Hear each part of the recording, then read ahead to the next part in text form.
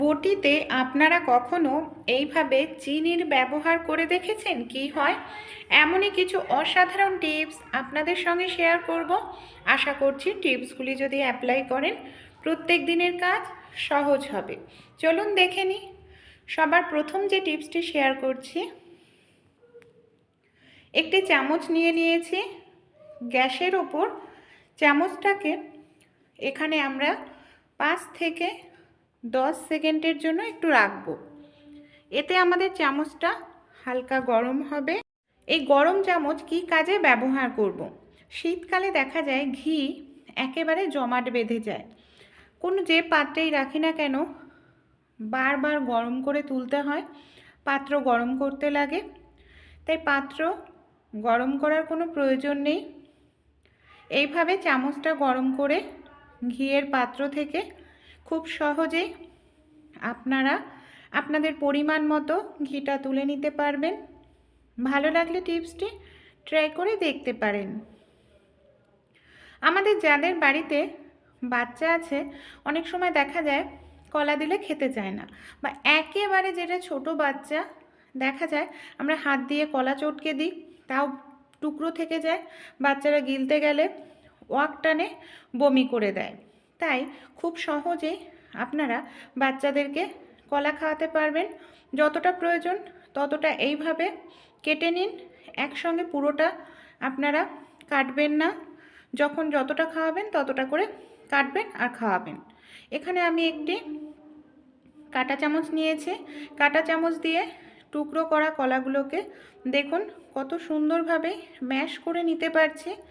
এইভাবে আমরা যদি কলাটাকে ম্যাশ করি, কলার মধ্যে কোনো রকম টুকরো থাকবে না, আর সুন্দরভাবে কলাটা এখানে আমাদের ম্যাশ হবে। বাচ্চাদেরকেও খাওয়াতে গেলে বাচ্চারা দেখবেন ওয়াক টানবে না, বমিও করবে না। ভালো লাগলে টিপসটি ট্রাই করে দেখবেন। আমরা যে এই ধরনের বটি দিয়ে প্রত্যেক দিন সবজি কেটে থাকি, অনেক সময় দেখা যায় বটিতে প্রচুর জং ধরে যায়, কারণ সবজি কাটার সময় প্রত্যেকবার বটি ধোয়া হয় না, বটিতে প্রচুর পরিমাণে নোংরা সবজির কষ লেগে থাকে, এই বটির ধারও চলে যায়। ঘরোয়া উপায়ে আমরা কিভাবে বটির জং দূর করতে পারি, সেই সঙ্গে যে বটির ধার চলে গেছে সেটাও ফিরে আসবে। এখানে আমি নিয়ে নিচ্ছি কিছুটা পরিমাণ চিনি। চিনির দানাটা বড় হয়, আমাদের প্রত্যেকের বাড়িতেই চিনি থাকে। আমি নিয়ে নিচ্ছি তেজপাতা। তেজপাতার মধ্যে এমন কিছু অ্যান্টিব্যাকটেরিয়াল উপাদান আছে, ব্যাকটেরিয়া জীবাণু ধ্বংস করে। তেজপাতার উল্টো দিকটা দেখবেন খসখসে হয়। তেজপাতার উল্টো দিক দিয়ে চিনি দিয়ে এইভাবে আমরা বটিটাকে কিছু সময় ঘষতে থাকব। অবশ্যই সাবধানে এই কাজটি করতে থাকবেন, দেখবেন খুব সহজেই বটির জং আপনারা দূর করতে পারবেন। শুধু জং দূর হবে না, নোংরা জীবাণু ব্যাকটেরিয়াও দূর হবে, আপনাদের বটিটাও খুব সুন্দর পরিষ্কার হবে। দেখুন বেশ কিছু সময় আমি ঘষে নিয়েছি, কত সুন্দর এখানে আমার বটিটা জংটা উঠে গেছে, পরিষ্কার হয়ে গেছে।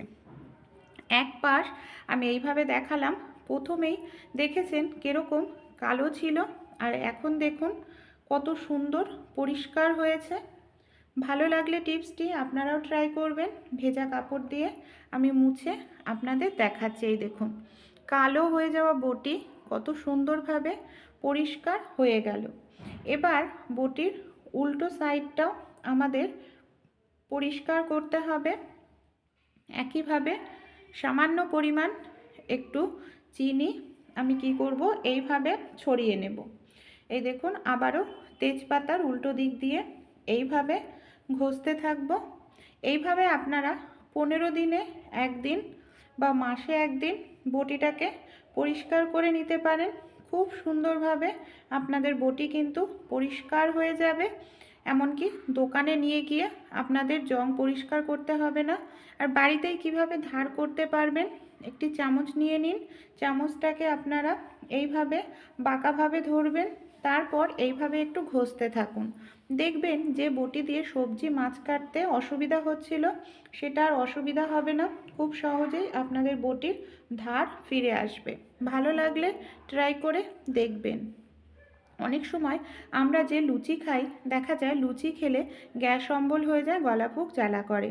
তাই আটা বা ময়দা যেটা দিয়ে আপনারা লুচি করেন না কেন এই ছোট্ট জিনিসটি মিশিয়ে নেবেন, গ্যাস অম্বল হবে না, এমনকি হজমও ভালো হবে। এখানে আমি নিয়ে নিচ্ছি কিছুটা পরিমাণ জোয়ান। জোয়ান দিলে লুচির টেস্টটাও ভালো হয়। এইভাবে হাতের আঙুল দিয়ে একটু ডলে নিন, তাহলে জোয়ানের সেন্টটা খুব ভালোভাবে বের হবে। তারপর ময়দার মধ্যে ছড়িয়ে নিন। আর অবশ্যই ভালোভাবে মেশানোর পর যেটা আটা বা ময়দাটা মাখবেন উষ্ণ গরম জল ব্যবহার করুন। উষ্ণ গরম জল ব্যবহার করলে লুচি খেলে গ্যাস হবে না, আর অনেকক্ষণ পর্যন্ত আপনাদের লুচিটা নরম থাকবে, এমনকি খেতেও ভালো লাগবে। এখানে অল্প অল্প করে উষ্ণ গরম জল দিয়ে আমি ডোটা তৈরি করে নিচ্ছি। আর এইভাবে উষ্ণ গরম জল দিয়ে মাখলে অল্প সময়ের মধ্যে ডোটা রেডিও হয়ে যায়। দেখুন কত সুন্দর ডোটা এখানে আমার রেডি হয়ে গেল। ভালো লাগলে টিপসটি ট্রাই করে আপনারাও দেখতে পারেন। অনেক সময় লুচি বেলতে আমাদের অনেকটা সময় লেগে যায়।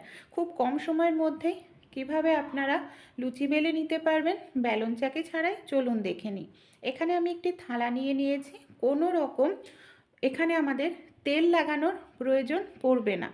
একটি পলিথিন নিয়েছি পরিষ্কার দেখে।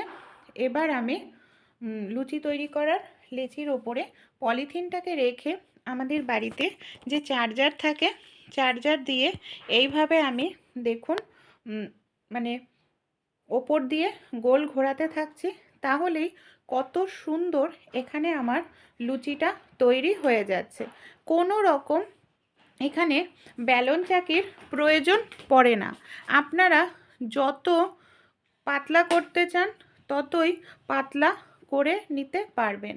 ভালো লাগলে টিপসটি অবশ্যই আপনারাও ট্রাই করবেন। দেখুন কত সুন্দর এখানে আমার লুচিটা তৈরি হয়ে গেল। আর তাছাড়াও আপনারা যদি আরও ব্যস্ত থাকেন, দেখা যায় সময় খুব কম, লুচি করতে হবে, সেক্ষেত্রে আপনারা খুব কম সময়ের মধ্যে লুচি কিভাবে করে নিতে পারবেন সেক্ষেত্রে একসঙ্গে আপনারা 3-4টে লুচিও বেলে নিতে পারেন। এখানে দেখুন আমি একটি লুচি তৈরি করার লেচি রেখে দিয়েছি, তার উপরে আরও একটি লেচি রাখছি, আরও একটি পলিথিন রাখছি। এইভাবে আপনারা 3-4টে লুচি বেলতে পারেন। এবার একইভাবে চার্জার, পুরনো চার্জার ভালো করে পরিষ্কার করে ধুয়ে নেবেন। চার্জারটা দিয়ে এইভাবে ওপরটা আমরা একটুখানি হালকা করে গোল করে ঘোরাতে থাকবো, তাহলে আমাদের খুব সুন্দর লুচি বেলা হয়ে যাবে। এই দেখুন কতটা সুন্দর এখানে আমার লুচিটা বেলা হয়ে গেল। দেখতে পাচ্ছেন। ভালো লাগলে টিপসটি অবশ্যই আপনারাও ট্রাই করে দেখবেন। ছোট বড় আপনাদের যেমন প্রয়োজন সেই হিসাবে করে নিতে পারেন। লুচি বেলার জন্য কোনো রকম এখানে আপনাদের তেলের কিন্তু প্রয়োজন পড়বে না।